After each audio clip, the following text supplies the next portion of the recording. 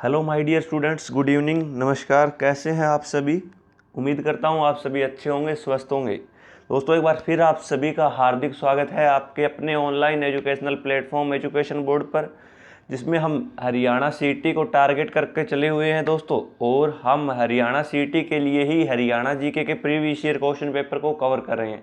चलिए, आज की क्लास में हम बात करेंगे कुछ अन्य महत्वपूर्ण क्वेश्चन। ऑलरेडी हमारे 5 लेक्चर हो चुके हैं, आज हमारा 6ठा लेक्चर है। चलिए, पहला क्वेश्चन है कि बताइए, इंडो ग्रीक शासकों के सिक्के हरियाणा में किस जगह से या किस जिले से प्राप्त हुए थे? तो सबसे पहले आपको याद रखना है, जो इंडो ग्रीक सिक्के है, इंडो का अर्थ यहाँ पे है इंडिया, ग्रीक आप लोग जानते हो यूनान को कहा जाता है इंग्लिश में।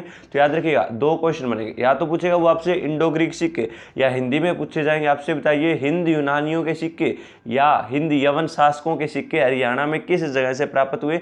आप आंसर करेंगे कि ये जो सिक्के हैं ये हमें खोखरा कोट से प्राप्त हुए हैं। कहाँ से प्राप्त हुए हैं? खोखरा कोट। और ये खोखरा कोट कहाँ पे पड़ता है? तो याद रखिएगा, ये खोखरा कोट जो है ये हरियाणा के रोहतक जिले में पड़ता है। कहाँ पर पड़ता है? रोहतक जिले में। तो इसका आंसर क्या हो जाएगा? तो सर इसका आंसर हो जाएगा रोहतक जिला। और रोहतक जिले में कौन सा स्थान? खोखरा कोट। ये खोखरा कोट जो है, यहाँ पर एक खोखर नाम के व्यक्ति के द्वारा एक किला बनवाया गया था, इसीलिए इस स्थान का जो नाम पड़ा वो पड़ गया खोखरा कोट। याद रखिएगा, अगर आपसे इंडो ग्रीक सिक्के पूछे तो आंसर करेंगे खोखरा कोट। लेकिन अगर आपसे पूछे जाए, बताइए अगर गणराज्य के सिक्के हमें कहाँ से प्राप्त हुए, आप आंसर करिएगा अग्रोहा से। अगर आपसे पूछे जाए, बताइए कि समुद्रगुप्त जो कि भारत का नेपोलियन कहलाता है, उसके सिक्के हमें हरियाणा में कहाँ से प्राप्त हुए, आप आंसर करिएगा मित्ताथल से, जो भिवानी में पड़ता है। तो तीनों सिक्के इंपॉर्टेंट है, बार बार पूछे जाते हैं। उसके अलावा आप लोग एक सिक्का और याद रखिएगा जिसका नाम है इंडो सिसियनियन। ये तो है इंडो ग्रीक सिक्का, लेकिन वो जो दूसरा है वो है इंडो सिसियनियन का सिक्का। और याद रखिएगा, ये जो इंडो सिसियनियन का सिक्का है ये हमें कहाँ से प्राप्त हुआ? तो ये हमें यमुनानगर जिले से प्राप्त हुआ। यमुनानगर जिले में कपाल मोचन नाम की जो जगह है वहाँ से हमें ये प्राप्त हुआ था। चलिए, अगला क्वेश्चन है कि किस नदी की जलधारा सरसैया पर पड़े भीष्म पितामह के मुख में पहुंची थी? तो ये सरसैया नहीं है, ये सरसैया का मतलब क्या होगा कि जो बाणों की सैया थी। आप लोग जानते हैं कि अर्जुन के द्वारा ही भीष्म पितामह, जिनका नाम हुआ करता था देवव्रत, उन्हें जो है बाणों के बिस्तर पर लेटाया गया था। तो बताया, आपसे पूछा गया, बताइए जब भीष्म पितामह को प्यास लगी थी तो अर्जुन के द्वारा जहां पर तीर मारकर एक नदी की धारा निकाली गई थी वो जगह कौन सी थी? तो याद रखिएगा, वह गंगा की एक धारा थी। और वहां पर जब बाण मारा गया तो उसका नाम पड़ा बाण गंगा, जो हरियाणा के कुरुक्षेत्र जिले में पड़ता है, जिसे आप हरियाणा की धर्म नगरी या पवित्र नगरी के नाम से जानते हैं। तो याद रखिएगा, इसका आंसर क्या हो जाएगा? इसका आंसर हो जाएगा बाण गंगा। अगला क्वेश्चन है कि महाराजा अग्रसेन ने हरियाणा के किस स्थान पर व्यापारियों के समृद्ध नगर की स्थापना की थी? तो महाराजा अग्रसेन का जब भी आपसे कोई भी चीज़ पूछी जाए तो आप आंसर करेंगे कि हरियाणा के हिसार जिले में पड़ने वाले अग्रोहा जो स्थान है, ये अग्रोहा जो है महाराजा अग्रसेन की ही राजधानी रहा था। तो इसका राइट आंसर क्या हो जाएगा दोस्तों? तो इसका राइट आंसर हो जाएगा अग्रोहा। क्या हो जाएगा? अग्रोहा इसका राइट आंसर हो जाएगा। चलिए, महाराजा अग्रसेन से क्वेश्चन पूछे जाएंगे तो आपसे पूछा जाएगा, बताइए अगर गणराज्य के सिक्के। तो याद रखिएगा, ये जो अगर गणराज्य था ये हरियाणा के अग्रोहा में फैला हुआ था। कहाँ पर फैला हुआ था? अग्रोहा में। और ये जो अग्रोहा है इसी का पुराना नाम हुआ करता था अगरोध का। क्या नाम था इसका पुराना? इसका पुराना नाम हुआ करता था अगरोध का। और याद रखिएगा, इसी महाराजा अग्रसेन के द्वारा जो है इसे अपनी राजधानी बनाया गया था। तो अगर आपसे पूछ ले जाए, बताइए महाराजा अग्रसेन की राजधानी कौन सी थी, तब भी आप आंसर करेंगे अग्रोहा थी। इसी अग्रोहा से एक वैश्य जाति जिसका नाम है अग्रवाल, अगर आपसे पूछ ले जाए कि अग्रवाल जाति जो है उसका उद्भव कहाँ से हुआ है, तो वो भी इसी अग्रोहा से हुआ है। अगर आपसे पूछ ले जाए, बताइए महाराजा अग्रसेन का मंदिर कहाँ पर है, तो वो भी कहाँ पर है? तो वो भी हरियाणा के अग्रोहा में पड़ता है।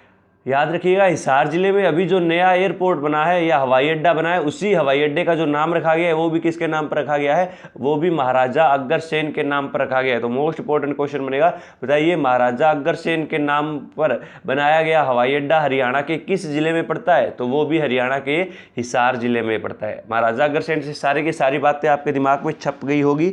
इनकी एक इमेज बनाया कीजिए आप, जब आप पढ़ रहे होते हैं तो इसकी एक आप लोग इमेज बनाने की कोशिश कीजिए, ताकि लंबे समय तक आपके दिमाग में ये चीज़ें छपती चली जाए। और जब ये लंबे समय तक आपके दिमाग में छपेगी तो आपको आसानी से ये याद रहेंगी, और याद रहेगी तो आप सीधा टाइम बिना वेस्ट किए आप एग्जाम के अंदर टिक कर पाएंगे। चलिए दोस्तों बढ़ते हैं अगले क्वेश्चन की ओर कि दीनबंधु सर छोटू राम का संबंध हरियाणा के किस जिले से है। तो नाम आया है दीनबंधु सर छोटू राम। इनके बारे में बताने की जरूरत तो नहीं है, लेकिन आप लोग जानते हो कि भाखड़ा बांध का जनक कहलाता है सर छोटू राम, दीनबंधु के नाम से जिसे आप लोग जानते हो। रहबर आजम, किसानों का मसीहा जिसे कहा गया, वो है दीनबंधु छोटू राम। याद रखिएगा 24 नवंबर 1881 को रोहतक के गढ़ी सांपला में जन्म लिया गया था, जिसका बचपन का नाम हुआ करता था रिछपाल। लेकिन परिवार में सबसे छोटे होने के कारण, भाइयों में सबसे छोटे होने के कारण ही इन्हें छोटू छोटू कहा जाने लगा, और इसी कारण इनका जो नाम बदलकर रिछपाल से क्या हो गया, छोटू राम पड़ गया। तो याद रखिएगा इनके बचपन का नाम रिछपाल था। हरियाणा पुलिस सब इंस्पेक्टर का जो एग्जाम हुआ था उसके अंदर क्वेश्चन पूछा गया था, बताइए सर छोटू राम का जन्म कब हुआ था। तो प्रॉपर डेट याद रखेंगे आप लोग, 24 नवंबर 1881 को रोहतक के गढ़ी सांपला, गढ़ी सांपला का नाम आया। तो याद रखिएगा इसी गढ़ी सांपला का नाम बदलकर अब क्या रख दिया गया है, सर छोटू राम नगर रख दिया गया है। अगर आप हम बात करें सर छोटू राम की, तो इनके उपनाम है दीनबंधु है, सर की उपाधि इन्हें दी गई राय बहादुर, रहबर आजम, किसानों का मसीहा, भाखड़ा बांध का जनक इन्हीं को कहा गया। इन्हीं के द्वारा 1916 में एक अखबार निकाला गया जिसका नाम था जाट गजट। जो जाट गजट है ये भी रोहतक जिले से निकलता था, उर्दू भाषा में। किस भाषा में, उर्दू भाषा में। सप्ताह में एक बार निकलने वाला अखबार था आपका जाट गजट। तो आपको ये भी याद रखना है। और एक नया क्वेश्चन ये बनेगा आपका एग्जाम में, बताइए सर छोटू राम के द्वारा कौन सी पुस्तक लिखी गई थी। तो मोस्ट इंपॉर्टेंट क्वेश्चन है, नया क्वेश्चन आपका कि बताइए सर छोटू राम के द्वारा लिखी गई पुस्तक कौन सी है। तो उस पुस्तक का नाम था द कशिश ऑफ इंडिया। याद रखेंगे क्या नाम था, द कशिश ऑफ इंडिया। तो सर छोटू राम जो है इनका संबंध कहां से हो जाएगा, रोहतक जिले से हो जाएगा। कहां से होता है, रोहतक जिले से हो जाएगा। चलिए बाकी बातें आप इनके बारे में बाद में कवर करेंगे, लेकिन जो इंपॉर्टेंट बातें थी वो मैंने आपको बता दी गई है। एक बात और याद रखिएगा कि इन्हीं के द्वारा ही जो है 1923 के अंदर एक पार्टी बनाई गई थी, और 1923 में इन्होंने जिस पार्टी को बनाया था उसका नाम था यूनियनिस्ट पार्टी। क्या नाम था, तो याद रखिएगा इनके द्वारा जब ये कांग्रेस से अलग हुए थे तो इन्होंने एक पार्टी का निर्माण किया, और वो पार्टी थी यूनियनिस्ट पार्टी, जिसका गठन इन्होंने फजली हुसैन नाम के व्यक्ति के साथ मिलकर किया था। और अगले ही साल 1924 में इन्हीं के द्वारा जो है जमींदारी लीग की स्थापना की गई थी। तो ये बातें दोनों की दोनों आपको याद रखनी है। अगला क्वेश्चन है कि हरियाणा के किस शहर में हर्षवर्धन की तांबे की मुद्राएं मिली थी। तो अगर आप बात करें हर्षवर्धन की, तो आपने पढ़ा होगा पुष्यभूति के बारे में कि पुष्यभूति वंश, उसी के अंदर सबसे महान शासक जो हुआ या greatest ruler of this dynasty, वो कौन था, वो था हर्षवर्धन, जिसे आप शिलादित्य के नाम से जानते हैं। पुष्यभूति वंश का सबसे महान शासक था ये हर्षवर्धन। और याद रखिएगा इसी हर्षवर्धन के द्वारा जो है कुंभ मेले की शुरुआत की गई थी। इसके द्वारा सबसे पहले मांस पर प्रतिबंध लगाया गया था, और इसी के द्वारा हर 5 साल में एक परिषद का आयोजन किया जाता था जिसका नाम था महामोक्ष परिषद। और इसी हवेनसांग की जो राजधानी थी वो हरियाणा के कुरुक्षेत्र जिले में पड़ने वाला थानेसर थी। थानेसर वर्तमान में कुरुक्षेत्र की एक तहसील है। याद रखिएगा इस हर्षवर्धन की जो मुद्राएं हैं जो तांबे धातु की बनी हुई थी, जो हमें प्राप्त हुई, वो कहाँ से प्राप्त हुई है दोस्तों, वो हमें सोनीपत से प्राप्त हुई है। तो याद रखिएगा ये जो हर्षवर्धन है, इसी हर्षवर्धन की पत्नी का नाम था दुर्गावती, जिससे 2 बेटे प्राप्त हुए, पहला बेटा भाग्यवर्धन और दूसरा था कल्याणवर्धन। मोस्ट इंपोर्टेंट क्वेश्चन हर्षवर्धन से बनेगा आपका, बताइए हर्षवर्धन की दूसरी राजधानी कौन सी थी। तो याद रखिए इस हर्षवर्धन की 2 राजधानी थी, जिसमें अगर आप बात करें पहली राजधानी की, तो पहली जो राजधानी थी इसकी वो थी थानेसर, जो हरियाणा के कुरुक्षेत्र जिले में पड़ता है। और दूसरी इसने जो अपनी राजधानी बनाई थी वो बनाया था कन्नौज को, और कन्नौज कहाँ पे है, यूपी में है, जो यमुना नदी के किनारे बसा हुआ है। दोनों की दोनों बातें याद रखनी है। अगर फर्स्ट कैपिटल पूछी जाए हर्षवर्धन की, आप आंसर करिएगा कौन सी, थानेसर, जिसका पुराना नाम था स्थानेश्वर, कुरुक्षेत्र जिले में पड़ती है। दूसरी राजधानी थी वो कन्नौज थी, जो यूपी में पड़ती है यमुना नदी के किनारे। तो दोनों की दोनों बातें इंपॉर्टेंट है। चलिए हरियाणा के भिवानी शहर का नाम किसके नाम पर पड़ा था। अगर आप अब बात करें भिवानी की, तो आप लोग जानते हैं इसी भिवानी का पुराना नाम हुआ करता था भानीग्राम। क्या नाम था, भानीग्राम या भिवानी के नाम से जिस जिले को जाना गया था वो था भिवानी जिला, जिसका गठन हुआ था 22 दिसंबर को। कब हुआ था, 22 दिसंबर 1972 को। हरियाणा में एक साथ 2 जिले बने थे, जिसमें एक बना था भिवानी जो हिसार से अलग हुआ था, और दूसरा जिला हुआ था सोनीपत जो कि रोहतक से अलग हुआ था। तो याद रखिएगा एक साथ 2 जिले बने थे 22 दिसंबर 1972 को, भिवानी और सोनीपत। तो आपसे पूछा गया बताइए इस भिवानी का नाम किसके नाम पर पड़ा था। तो याद रखिएगा कि भिवानी का जो नामकरण है ये पड़ा था एक राजा हुए जिसका नाम था नीम सिंह, और कहा जाता है कि इसी राजा नीम सिंह की पत्नी हुआ करती थी जिसका नाम था बानी देवी, और इसी राजा ने अपनी पत्नी के प्यार में या पत्नी के कारण ही इस शहर का नाम, इस जगह का नाम क्या रखा था, वो रखा था भिवानी। लेकिन इसके अंदर आपको क्वेश्चन में दिया गया है राजा भवानी सिंह के नाम पर, अंबालिका के नाम पर, तारावती रानी के पुत्र रोहतास के नाम पर, या छज्जू नामक किसान के नाम पर। तो याद रखिएगा दोस्तों कि ये जो छज्जू नामक किसान है इसके नाम पर हरियाणा के जिस जिले को जाना गया वो जिला था झज्जर जिला। कौन सा जिला था? झज्जर। तारावती के पुत्र रोहतास के नाम पर जिस जिले को जाना गया वो था रोहतक जिला। कौन सा जिला था?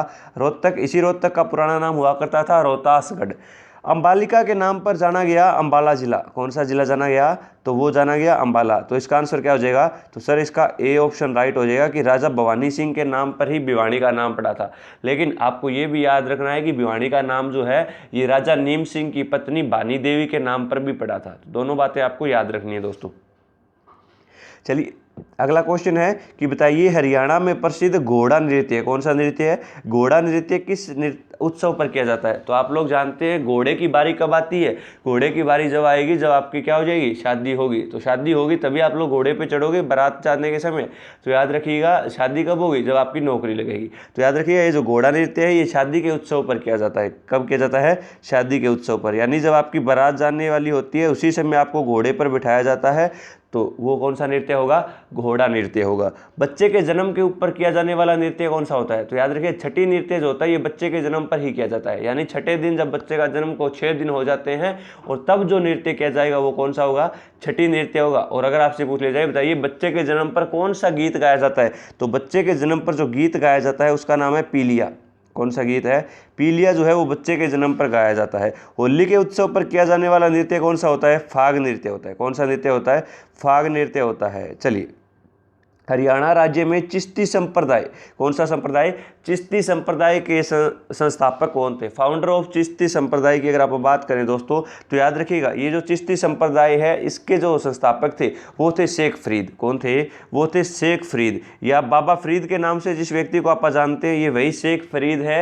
ये व्यक्ति जो है ये जहांगीर, आपने सुना होगा कि मुगल साम्राज्य में ही एक शासक हुआ जिसका नाम था जहांगीर, और इसी जहांगीर का जो कोषाध्यक्ष हुआ करता था उसका नाम था शेख फरीद। और इसी शेख फरीद के द्वारा जो है चिश्ती संप्रदाय की क्या की गई थी? शुरुआत की गई, इसीलिए इन्हें इसका संस्थापक या फाउंडर माना गया। अगर आप बात करें शेख चिल्ली की तो याद रखिएगा ये जो शेख चिल्ली है ये कौन थे? तो ये शाहजहां के धार्मिक गुरु थे। किसके गुरु थे? शाहजहां के रिलीजियस जो गुरु थे वो थे। लेकिन शाहजहां के ही 4 बेटे थे जिसमें सबसे बड़ा बेटा था दारा शिकोह जो हरियाणा के पलवल जिले में रहा करता था, और इसी दारा शिकोह के ये आध्यात्मिक गुरु हुआ करते थे, स्पिरिचुअल गुरु जो थे वो हुआ करते थे। और इसी शेख चिल्ली का जो मकबरा बनाया गया वो हरियाणा के थानेसर में बनाया गया, और ये जो थानेसर है इसे कहा जाता है हरियाणा का कौन सा द्वीप? मुगल द्वीप कहा जाता है। तो याद रखिएगा इसी शेख चिल्ली के मकबरे को कहा गया है हरियाणा का ताजमहल। तो आपसे ये भी पूछा जाएगा बताइए हरियाणा का ताजमहल किसे कहा गया है? तो टॉम्ब ऑफ शेख चिल्ली या शेख चिल्ली के मकबरे को कहा गया है। और शेख चिल्ली का मकबरा कहाँ पे है? थानेसर पे है। थानेसर कहाँ पे है? कुरुक्षेत्र में है। थानेसर का पुराना नाम क्या है? स्थानेश्वर है। बताइए थानेसर किसकी राजधानी रही थी? पुष्यभूति वंश की राजधानी रही थी। चलिए बुअली शाह है इसका, याद रखिएगा इसका मकबरा कहाँ पे है? तो इसका जो है वो पड़ता है पानीपत जिले में। कौन से जिले में? पानीपत जिले में, जो प्रसिद्ध है पानीपत की 3 महत्वपूर्ण लड़ाइयों को जो 1526, 1556 और 1761 में हुई थी। चलिए अगला क्वेश्चन है कि निम्नलिखित में से चंडीगढ़ का वास्तुकार कौन था? तो आप लोग जानते हो हरियाणा व पंजाब की संयुक्त राजधानी है चंडीगढ़, जो 1 नवंबर 1966 को बनी थी हरियाणा की राजधानी। इसी के साथ आप लोग ये भी जानते हो कि भारत के अंदर 8 केंद्र शासित प्रदेश, पहले 7 थे, 7 से 9 हुए, लेकिन बाद में दादरा नगर हवेली व दमन दीव को मर्ज कर दिया गया या उन्हें एक कर दिया गया। तो वर्तमान में जो यूटी या यूनियन टेरेटरी है जिन्हें आप केंद्र शासित प्रदेश बोलते हैं, इनकी संख्या कितनी हो चुकी है? तो याद रखिएगा इनकी संख्या 8 हो चुकी है, और इन्हीं 8 में से एक जो है वो कौन है? वो है चंडीगढ़। तो याद रखिएगा ये जो चंडीगढ़ है आपसे पूछा गया है बताइए इसका डिजाइन किसके द्वारा तैयार किया गया था, या इसका जो वास्तुकार था वो कौन था? तो फ्रांस का ही एक व्यक्ति जिसका नाम था ली कार्बूजियर, तो इसके द्वारा इसका डिजाइन तैयार किया गया था। तो मोस्ट इंपोर्टेंट क्वेश्चन है, कई बार एग्जाम में पूछा गया है। बताइए चंडीगढ़ का जो वास्तुकार है वो कौन था, तो वो था ली कार्बूजियर। बातें क्लियर हुई। इसी ली कार्बूजियर के द्वारा जो है किस चीज़ का नक्शा तैयार किया गया था, तो हरियाणा व पंजाब हाईकोर्ट जो है उसका नक्शा या उसका डिजाइन तैयार करने वाला व्यक्ति कौन था, ली कार्बूजियर। सुखना लेक जो है उसका डिजाइन भी किसने तैयार किया था, वो भी इसी के द्वारा कहा जाता है कि तैयार किया गया था। तो ये सारी की सारी बातें आपको याद रखना है। आप लोग जानते हैं चंडीगढ़ के बारे में आपको ज़्यादा बताने की जरूरत नहीं है कि 114 वर्ग किलोमीटर में फैली हुई हरियाणा व पंजाब की संयुक्त राजधानी, जिसका जो शासन चलाया जाता है या प्रशासन चलाया जाता है वो चलाया जाता है पंजाब के राज्यपाल के द्वारा। और आप लोग जानते हैं पंजाब के वर्तमान में जो राज्यपाल है उनका नाम है बनवारी लाल पुरोहित या BL पुरोहित। अगर आप बात करें चंडीगढ़ के नामकरण की, तो आप लोग जानते हैं कि चंडी मंदिर के कारण ही इसका जो नाम है वो चंडीगढ़ पड़ा था। और यहाँ पे 2 गार्डन आपके प्रसिद्ध हैं, एक तो आपने नाम सुना होगा रोज गार्डन का और एक आपने सुना होगा रॉक गार्डन का। रॉक गार्डन जिसका निर्माण करवाया गया था नेकचंद सैनी के द्वारा। सारी की सारी बातें क्लियर हो गई होगी आपको। चलिए अगला है कि निम्न में से हरियाणा की सबसे प्राचीन व प्रमुख नहर कौन सी है। बताने की जरूरत नहीं है आपको, आप लोग जानते हैं कि हरियाणा की सबसे प्राचीन व प्रमुख नहर जो है उसका नाम है पश्चिमी यमुना नहर। कौन सी है, पश्चिमी यमुना नहर। आप लोग जानते हैं कि हरियाणा में जो एक नदी जिसका नाम है यमुना नदी कलेसर नामक स्थान से प्रवेश करती है, जो यमुनानगर जिले में पड़ता है। और यमुनानगर का नाम भी यमुना नदी के नाम पर ही पड़ा है। तो याद रखिएगा इसी यमुनानगर जिले के अंदर एक बांध बनाया गया जिस बांध का नाम था ताजेवाला बांध। कौन सा बांध था दोस्तों, ताजेवाला बांध बनाया गया, जिसे आप क्या बोलते हैं, जिसे हम कहते हैं दी हिडन पैराडाइज ऑफ हरियाणा। क्या कहते हैं, जिसे हम कहते हैं दी हिडन पैराडाइज ऑफ हरियाणा। और याद रखिएगा इसी बांध से जो है इसका 2 नहरें निकाली गई, जिसमें एक है पूर्वी यमुना नहर और एक है पश्चिमी यमुना नहर।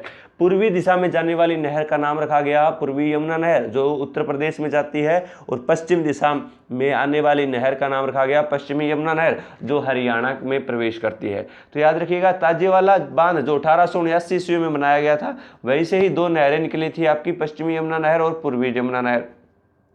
इसी नहर की अगर आप बात करें तो ये हरियाणा की सबसे पुरानी नहर है। कौन सी नहर है ये हरियाणा की सबसे पुरानी नहर है, और इसी के साथ साथ ये हरियाणा की सबसे लंबी नहर भी है। कौन सी नहर है ये, हरियाणा की सबसे लंबी नहर। याद रखिएगा इसका सबसे पहली बार जो निर्माण है या खुदाई का जो काम किया गया था वो फिरोज शाह तुगलक के द्वारा किया गया था। आप लोग जानते हैं तुगलक वंश का तीसरा शासक हुआ फिरोज शाह तुगलक, जिसने ब्राह्मणों के ऊपर भी जजिया नाम का कर लगाया था। और इसी फिरोज शाह तुगलक के समय में इस नहर का पहली बार खुदाई का काम हुआ था। बाद में शेर शाह सूरी और अकबर के द्वारा भी इसका काम करवाया गया था। तो आपको याद रखनी है कि ये 5 लाख हेक्टेयर के अंदर हरियाणा में सिंचाई करती है। इसी की ही 2 ब्रांच है, जिसमें एक ब्रांच का नाम है सिरसा ब्रांच और दूसरी है दिल्ली ब्रांच।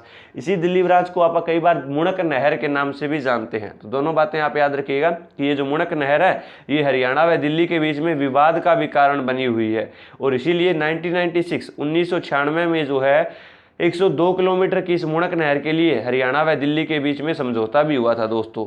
तो ये बातें आपको याद रखनी है। अगर आप बात करें गुड़गांव नहर की, तो आप लोग जानते हो दिल्ली के अंदर एक बांध बनाया गया जिसका नाम था ओखला बांध, और उसी ओखला बांध से जिस नहर को निकाला गया वो नहर कौन सी आपकी, गुरुग्राम नहर है, जो हरियाणा के 4 जिलों में कौन कौन सी, गुरुग्राम है, गुरुग्राम के बाद फरीदाबाद है, पलवल है और मेवात है। इन्हीं 4 जिलों में सिंचाई करने का काम करती है। भिवानी नहर जिसका दूसरा नाम है BN चक्रवर्ती नहर, जो बांकड़ा नहर का ही एक पार्ट है। तो ये आपको याद रखना है कि बांकड़ा नहर जो कि 165 किलोमीटर लंबाई है, पंजाब राज्य के अंदर सतलुज नदी पर एक बांध बनाया गया जिसका नाम था बांकड़ा नांगल बांध, जिसके जो जनक माने जाते हैं वो कौन थे, तो इसके जनक है सर छोटूराम, जिनके बारे में हमें अभी बात की थी। ये जो बांकड़ा नहर है इसी की ही एक ब्रांच है, तो आपको ये भी याद रखनी है। चलिए उसके बाद आपको भिवानी नहर के बारे में बता दिया गया, BN चक्रवर्ती नहर ही इसी का ही नाम है। चलिए इसकी लंबाई है 220 किलोमीटर।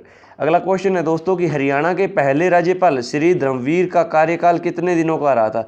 तो आप लोग जानते हैं फर्स्ट गवर्नर ऑफ हरियाणा कौन थे, वो थे श्री धर्मवीर, जो कि यूपी के बिजनौर में जन्मे थे। और इनके अगर आप कार्यकाल की बात करें तो इनका कार्यकाल 1 नवंबर 1966 से, कब से, तो आप लोग जानते हो 1 नवंबर 1966 को हरियाणा बना था। 1 नवंबर 1966 से 14 सितंबर 1967 तक रहा था। अगर आप बात करें तो लगभग जो है इसका कार्यकाल 10 महीने के अप्रोक्सीमेट होगा।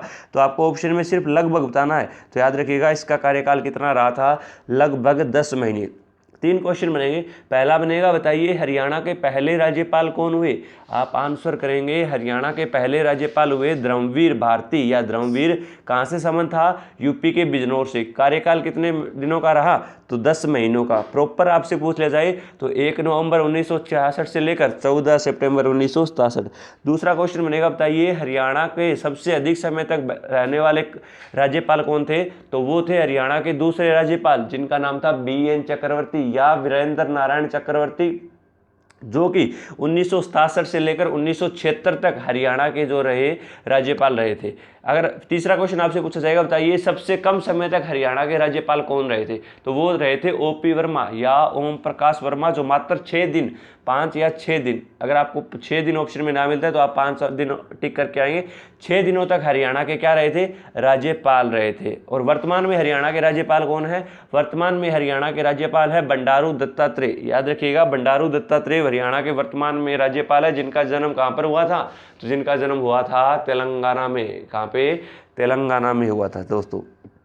हरियाणा का कौन सा जिला सैनिकों का घर कहलाता है, तो आप लोग जानते हैं कि जो सैनिकों के घर के नाम से, उपनाम से प्रसिद्ध है दोस्तों, वो कौन सा है, वो है हरियाणा का झज्जर जिला, जिसका नाम किसके नाम पर पड़ा था, तो छज्जू नाम के ही जाट के नाम पर पड़ा था झज्जर का नाम। तो याद रखिएगा आप लोग। महेंद्रगढ़ का नामकरण किसके नाम पर हुआ था, तो आप लोग जानते हो 1861 के अंदर एक व्यक्ति जिसका नाम था नरेंद्र सिंह, जो पटियाला रियासत का राजा हुआ करता था, और उसी के द्वारा जो है अपने बेटे के नाम पर महेंद्रगढ़ का नामकरण किया गया था। भिवानी के बारे में आप आज चर्चा कर चुके हैं, रोहतक के बारे में चर्चा कर चुके हैं कि रानी तारावती का ही पुत्र हुआ जिसका नाम था रोहतास, और उसी रोहतास के नाम पर जिस जिले का नाम पड़ा वो था रोहतक, और इसी रोहतक का पुराना नाम क्या था, तो वो था रोहितासगढ़ दोस्तों। चलिए, सुल्तानपुर पक्षी अभ्यारण्य भारत के किस राज्य में स्थित है, तो आप लोग जानते हैं कि जो सुल्तानपुर पक्षी अभ्यारण्य है ये हरियाणा के किस राज्य में, भारत के किस राज्य में स्थित है, तो ये आपका हरियाणा में पड़ता है। आप लोग जानते हो कि हरियाणा के अंदर 2 नेशनल पार्क या 2 राष्ट्रीय उद्यान है, जिसमें एक है आपका सुल्तानपुर राष्ट्रीय उद्यान और दूसरा है आपका कलेश्वर राष्ट्रीय उद्यान। तो यहाँ पे बात आई है किसकी, सुल्तानपुर की, तो आप बात करते हैं इसके बारे में।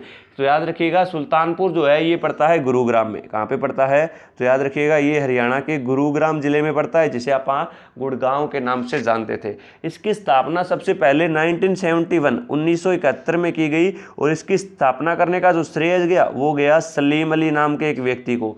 याद रखिएगा, ये जो सलीम अली है इसे कहा जाता है भारत का बर्डमैन, और इसी के द्वारा जो है सबसे पहले प्रयास किया गया सुल्तानपुर के लिए। उसके बाद आपसे दूसरा क्वेश्चन पूछा जाएगा, बताइए इसके जो वास्तविक संस्थापक हुए या इसके जो रियल फाउंडर हुए वो कौन थे। आप आंसर करेंगे इसके जो वास्तविक संस्थापक हुए वो पीटर जैक्सन हुए, जिनका संबंध इंग्लैंड देश से रहा।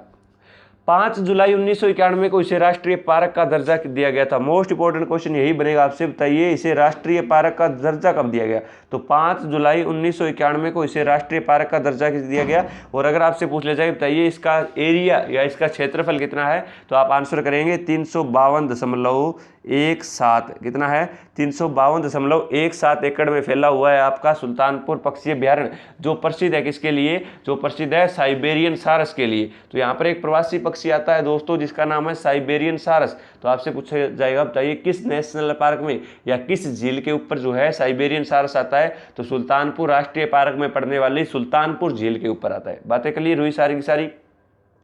सुल्तानपुर कहाँ पे है, तो आप आंसर करेंगे सर फर्रुखनगर में पड़ता है, जो गुरुग्राम जिले में है।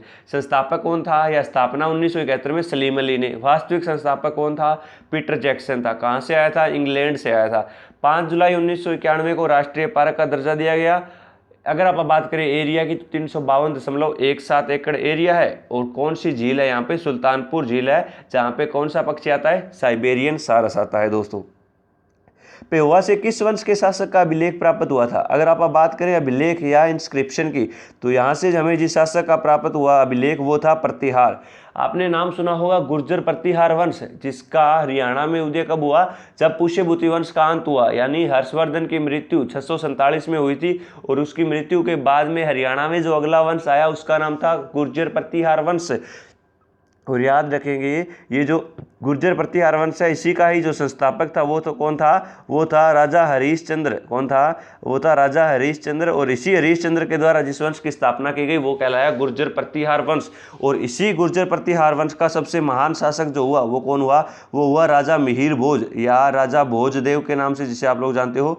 तो याद रखिए ये जो राजा मिहिर भोज है इसी का ही एक अभिलेख जो हमें पेहुआ से प्राप्त हुआ। पेहुआ कहाँ पे है, पेहुआ हरियाणा के धर्मनगरी कुरुक्षेत्र जिले में है। कहाँ पे है, कुरुक्षेत्र जिले में है। और इसी मिहिर भोज से जो प्राप्त हुआ इसमें एक बात की जानकारी मिली, और वो जानकारी ये थी कि मिहिर भोज के समय में हरियाणा में पेहुआ में किस चीज़ का व्यापार हुआ करता था, घोड़ों का व्यापार हुआ करता था। हॉर्स का यहाँ पे ट्रेड हुआ करता था या घोड़ों का व्यापार हुआ करता था, इसीलिए जो है ये जगह प्रसिद्ध थी। और ये ना कि हरियाणा में प्रसिद्ध थी, पूरे उत्तर भारत में ये चीज़ प्रसिद्ध थी। इसीलिए आपसे क्वेश्चन पूछा जाएगा, बताइए उत्तर भारत का व्यापारिक केंद्र कौन सा रहा, तो आप आंसर करेंगे कौन सा रहा था, आपका पेहुआ रहा था। कुरुक्षेत्र में पड़ता है, जिसका पुराना नाम क्या है, पृथुदक है। पेहुआ का मैंने आपको दोस्तों एक उपनाम बताया था, फटाफट आंसर करेंगे कि बताइए पेहुआ का उपनाम क्या है, कमेंट करिए फटाफट, फिर आप आगे बात करेंगे। हरियाणा के किस नगर में समुद्रगुप्त कालीन सिक्के प्राप्त हुए। अगर आप बात करें समुद्रगुप्त की तो आप लोग जानते हो भारत का नेपोलियन समुद्रगुप्त कहलाता है अपने आर्मी मिशन के लिए, और इसे समुद्रगुप्त को ही भारत का नेपोलियन कहा गया एक व्यक्ति के द्वारा जिसका नाम था विसेंट स्मिथ। और याद रखिएगा इसी विसेंट स्मिथ के द्वारा जो है एक किताब लिखी गई थी जिसका नाम था अर्ली हिस्ट्री ऑफ इंडिया, और इसी किताब के अंदर इसे क्या कहा गया है, इसे कहा गया है भारत का नेपोलियन। तो याद रखिएगा इस समुद्रगुप्त के जो सिक्के थे वो हमें हरियाणा के भिवानी जिले में पड़ने वाले मित्थाथल से प्राप्त हुए। मैंने मित्थाथल आपको पढ़ाया था, तब मैंने बताया था कि ये जो मित्थाथल है ये भिवानी में पड़ता है, जिसकी खुदाई का काम 1968 में किसने किया था, डॉक्टर सूरज भान के द्वारा किया गया था। और ये डॉक्टर सूरज भान कौन है, ये पंजाब विश्वविद्यालय के एक प्रोफेसर थे, और इन्हीं के द्वारा 1968 में मित्थाथल की खुदाई का काम किया गया। और जब यहाँ से खुदाई की गई दोस्तों तो यहाँ से इन्हें क्या प्राप्त हुई, तो यहाँ से इन्हें गुप्तकालीन सिक्के प्राप्त हुए, और वो सिक्के किसके थे, समुद्रगुप्त के। इसके सिक्के थे, इस बात की जानकारी हमें इससे मिली कि इनके सिक्कों की खासियत ये थी कि इनके सिक्कों पर सरस्वती माता वीणा बजाए हुए दर्शाई गई, और ये भी एक संगीत का बहुत बड़ा विद्वान था या प्रेमी हुआ करता था, इसीलिए यह भी क्या कहलाता था, ये एक कविराज कहलाता था, और कई बार इसे भी वीणा बजाते हुए दर्शाया गया था। तो ये सारी की सारी बातें आपको समुद्रगुप्त के बारे में याद रखनी है। हरियाणा के महेंद्रगढ़ जिले का संबंध हरियाणा के महेंद्रगढ़ जिले का संबंध च्यवन के तीर्थ स्थल से है। तो याद रखिएगा ये जो ऋषि का नाम आया है च्यवन, इसका संबंध कहाँ से है, तो याद रखिएगा डोसी तीर्थ से है। कहाँ से है, डोसी तीर्थ। आप लोग जानते हो कि जो डोसी की चोटी है जिसकी ऊंचाई है 652 मीटर, कितनी है, 652 मीटर, और ये कहाँ पे पड़ती है, तो ये महेंद्रगढ़ में पड़ती है। महेंद्रगढ़ में पड़ने वाले नारनौल, जिसका पुराना नाम था नरराष्ट्र या नंदीग्राम, और नारनौल का ही एक गांव जिसका नाम है कुलताजपुर गांव। कौन सा गांव दोस्तों, कुलताजपुर गांव। और याद रखिएगा इसी कुलताजपुर गांव के अंदर आपका एक चोटी पड़ती है जिसका नाम है डोसी की चोटी, जिसे दक्षिण हरियाणा की सबसे ऊंची चोटी। दो क्वेश्चन बनेंगे, पहला क्वेश्चन बनेगा बताइए हरियाणा की सबसे ऊंची चोटी, आप आंसर करेंगे शिवालिक क्षेत्र में पड़ने वाली करो की चोटी, जिसकी एक्चुअल हाइट 1467 मीटर है। लेकिन दूसरा क्वेश्चन पूछा जाएगा बताइए दक्षिण हरियाणा की सबसे ऊंची चोटी, तो आप आंसर करेंगे डोसी की चोटी, जिसकी एक हाइट कितनी है, 652 मीटर। आपसे पूछा गया है बताइए डोसी जो तीर्थ है ये किस ऋषि से संबंधित है, तो ये किस ऋषि से संबंधित है, च्यवन ऋषि से। आपने नाम सुना होगा कि एक ऋषि हुए जिनका नाम था भृगु ऋषि, और इसी भृगु ऋषि की पत्नी का नाम था पालिमा देवी, और इन्हीं दोनों का ही एक पुत्र हुआ जिसका नाम था च्यवन ऋषि, जो हरियाणा के महेंद्रगढ़ जिले में रहा करता था। और महेंद्रगढ़ जिले में ही जो पहाड़ियाँ थी जिसका नाम था डोसी की चोटी, और इसी डोसी की चोटी में रहने के कारण यह जो भूमि कहलाई वो क्या कहलाई, च्यवन ऋषि की तप सतली भी कहलाई। तो अगर आपसे पूछ लिया जाए बताइए च्यवन ऋषि की तप सतली कौन सी है, तो वो भी कौन सी रहेगी, डोसी का तीर्थ ही रहेगा। दोस्तों बातें क्लियर हुई सारी की सारी। एक और क्वेश्चन बनेगा च्यवन ऋषि से, बताइए च्यवन ऋषि के द्वारा कौन सा धर्म चलाया गया या कौन सा समुदाय चलाया गया, तो आप याद रखेंगे कि इसी के द्वारा एक समुदाय की शुरुआत की गई जिसका नाम था भार्गव समुदाय। कौन सा समुदाय दोस्तों, भार्गव समुदाय। सारी बातें क्लियर हुई होगी आपको। चलिए हरियाणा के किस नगर में रेलवे स्टेशन स्थित नहीं है, तो आप लोग बहुत अच्छी तरीके से जानते हो कि हरियाणा का वो कौन सा जिला, तो वो है नूह या मेवात, जिसका पुराना नाम था। इसी नूह के अंदर जो है क्या नहीं है, कोई भी रेलवे स्टेशन स्थित नहीं है। यहाँ पर कुछ आपकी जो ट्रेन है वो क्या है, प्रस्तावित है, लेकिन उनका अभी तक निर्माण कार्य चल रहा है। जैसे ही वो तैयार होंगी तो आपको बताया जाएगा दोस्तों। चलिए, आंग्ल मराठा युद्ध में कंपनी की सहायता के प्रतिफल के रूप में कंपनी ने सरदना की बेगम समरू को कौन कौन से क्षेत्र दिए थे? दो चीजें याद रखेंगे। एक तो क्वेश्चन आया कि सरदना की बेगम समरू, तो याद रखिएगा सबसे पहले तो जनवरी 2021 के अंदर जो पेपर हुआ था उसके अंदर क्वेश्चन पूछा गया था, बताइए कि समरू बेगम का महल कहां पर है, पहला क्वेश्चन। दूसरा इसमें यह क्वेश्चन पूछा गया है कि बताइए आंग्ल मराठा युद्ध जो हुआ था 1803 के अंदर, उसके अंदर सरदना की बेगम को कौन कौन से हरियाणा के क्षेत्र दिए गए थे? तो पहले तो आप याद रखिएगा ये जो बेगम समरू है ये अफसाना नाम की एक तवायफ हुआ करती थी। क्या हुआ करती थी? एक कोठे वाली या एक तवायफ हुआ करती थी, और इसी से ही एक व्यक्ति फ्रांसीसी सैनिक जिसका नाम था पेरो, और उसी पेरो के द्वारा जब शादी कर ली जाती है तो यही आगे चलकर उसकी पत्नी थी, जो आगे चलकर किस नाम से प्रसिद्ध हुई? सरदना बेगम के नाम से प्रसिद्ध हुई थी। तो याद रखिएगा कि फ्रांसीसी सैनिक पेरो, और इसी को समेरो भी कहा जाता है, और सैमरो या समेरो के पत्नी समरू बनी, और जब समरू की मृत्यु हुई तो उसके बाद में अगली शासिका ये खुद बनी, और इसी के द्वारा सारा सिंहासन का कामकाज संभाला गया। जब इसने कामकाज संभाला तो इसने 1803 के अंदर आंग्ल मराठा युद्ध के अंदर अंग्रेजों की सहायता की थी। और याद रखिएगा इसी आंग्ल मराठा युद्ध में जब इसने अंग्रेजों की सहायता की तो अंग्रेजों ने खुश होकर इसे हरियाणा के 2 गांव दे दिए, और वो 2 गांव कौन कौन से थे? तो एक तो था गुरुग्राम और दूसरा था करनाल। तो याद रखिए मोस्ट इंपोर्टेंट क्वेश्चन है कि करनाल व गुरुग्राम जो है ये किसको दे दिए गए थे? सरदना की बेगम समरू को। और आपसे अगर पूछ ले जाए बताइए समरू का महल कहां पर है, तो ये हरियाणा के गुरुग्राम में पड़ता है। कहां पे पड़ता है दोस्तों? गुरुग्राम में। ये कहां की शासिका थी? सरदना की। सरदना कहां पे पड़ता है? तो याद रखेंगे ये जो सरदना है ये मेरठ में पड़ता है, और मेरठ कहां पे है दोस्तों? ये आपका यूपी में पड़ता है। और याद रखिएगा इसी समरू बेगम का ही एक सेनापति हुआ करता था जिसका नाम था जॉर्ज थॉमस, जिसे आप जहाज साहब के नाम से जानते हैं, जो आयरलैंड से आया था। अगेन आपसे क्वेश्चन पूछा गया था 9 जनवरी 2021 ग्राम सीयू का पेपर, बताइए जॉर्ज थॉमस किस देश से भारत आया था? तो वो आयरलैंड से आया था। कब भारत आया? 1782 में। कहां पर आया था? मद्रास में सबसे पहली बार आया था। और इसी के द्वारा एक राजधानी बनाई गई 1799 में, वो था हरियाणा का हाँसी। और इसी हाँसी में पड़ने वाले एक किले जिसका नाम था शेरगढ़ का किला, उसमें उसने बंदूक बनाने की फैक्ट्री लगाई, इसीलिए इसे कहा गया तलवारों व बंदूकों का किला। आई होप सारी की सारी बातें क्लियर हो रही है दोस्तों, सारी चीज़ें आपको समझ में आ रही होगी। अगर कोई चीज़ समझ में ना आए फटाफट आप हमसे पूछ सकते हैं। चलिए अगले क्वेश्चन की ओर बढ़े। किस भारतवंशी शासक ने हरियाणा राज्य में अपना विजय अभियान शुरू किया था? फटाफट आंसर करिए। आपको कई बार बताया गया है भारतवंशी शासक के बारे में, आप लोग बहुत अच्छी तरीके से आंसर कर सकते हो अगर आपने पिछले लेक्चर देख रखे हैं। फटाफट कमेंट करेंगे कि भारतवंशी शासक ने हरियाणा राज्य में अपना विजय अभियान शुरू किया था, वह शासक कौन सा था? तो मैंने आपको बताया था एक बैटल जिसका नाम था दसरागी युद्ध। कौन सा युद्ध था दोस्तों? वो था दसरागी युद्ध, जो रावी नदी, और इसी रावी का पुराना नाम क्या था? पुरुषनी नदी था, इसके किनारे लड़ा गया था 2 शासकों के बीच में, जिसमें एक भरतवंश का शासक था और दूसरा था त्रसदस्यु।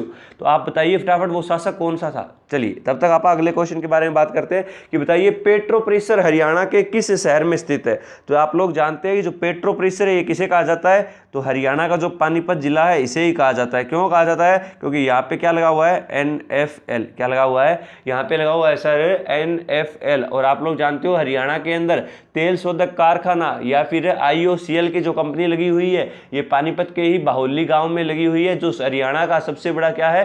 तेल शोधक कारखाना है। तो ये भी आप याद रखिएगा। 2 क्वेश्चन बनेंगे। एक तो पूछा जाएगा बताइए तेल शोधक कारखाना कहाँ पर है? वो तो है बाहुली में, लेकिन एक बापोली जो इसकी नई तहसील बनाई गई है तो वो बापोली है, ये बाहुली है, दोनों में डिफरेंस करिएगा आप लोग। तो पेट्रो परिसर पानीपत के बारे में आप लोग जानते हो कि हरियाणा का एकमात्र ऐसा जिला है जिसे कितनी बार बनाया गया? 2 बार। आप लोग जानते हो पहली बार इसका जो गठन हुआ वो 1 नवंबर 1989 को हुआ, लेकिन 24 जुलाई 1991 को, कौन सी डेट थी वो? प्रॉपर डेट याद रखिएगा, 24 जुलाई 1991 का वो दिन जब इसे वापिस किसमें मिला दिया गया? करनाल में मिला दिया गया। लेकिन बाद में 1 जनवरी 1992 को इसे अलग कर दिया गया और फिर से ये नया जिला बना। फिर ग्राम सीयू का क्वेश्चन पूछा गया कि बताइए हरियाणा का एकमात्र ऐसा जिला जिसे 2 बार बनाया गया, तो वो कौन सा था? पानीपत था। पानीपत का नाम पानीपत क्यों पड़ा? तो एक ऋषि हुए जिनका नाम था पाणिनि ऋषि, जिसके द्वारा एक किताब लिखी गई जिसका नाम था अष्टाध्यायी, और इसी के नाम पर इस जिले का नाम पड़ा था पानीपत। और आप लोग जानते हो ये पानीपत जो है ये प्रसिद्ध है किसके लिए? तो इसे कहा जाता है बुनकरों का शहर, हैंडलूमों का शहर, पेट्रोकेमिकल हब, और दरी बनाने का उद्योग, पचरंगा अचार उद्योग, ये सारी चीजें कहाँ की है? एक नया क्वेश्चन आपसे ये भी पूछा गया था, बताइए हरियाणा में नकली सूत या फिर सोडी यार्न, नकली सूत या सोडी यार्न के लिए कौन सा जिला प्रसिद्ध है? तो वो भी हरियाणा का पानीपत जिला ही प्रसिद्ध है। पानीपत में लड़े गए थे 3 लड़ाइयां, जिसमें आप बात करें तो पानीपत का पहला युद्ध कब लड़ा गया? 21 अप्रैल 1526 को। दूसरा युद्ध लड़ा गया 5 नवंबर 1556 को दोस्तों, और तीसरा युद्ध लड़ा गया था 14 जनवरी 1761 को अहमद शाह अब्दाली और मराठाओं के बीच, जो पानीपत के कालाम नामक स्थान पर लड़ा गया। तो ये सारी की सारी बातें आप याद रखें। एक क्वेश्चन आपसे पूछा गया, फटाफट आंसर करिए। चलिए दोस्तों, आज की क्लास के लिए इतना ही। बने रहें एजुकेशन बोर्ड के परिवार के साथ।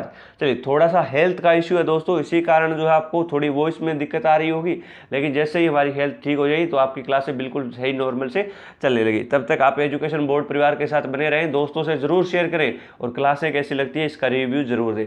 आज के लिए इतना ही, मिलेंगे कल की क्लास में। आपकी क्लासें बंद नहीं होगी जब तक हरियाणा सीईटी का एग्जाम नहीं होगा दोस्तों। चलिए, एजुकेशन बोर्ड परिवार के चैनल को सब्सक्राइब जरूर करें दोस्तों।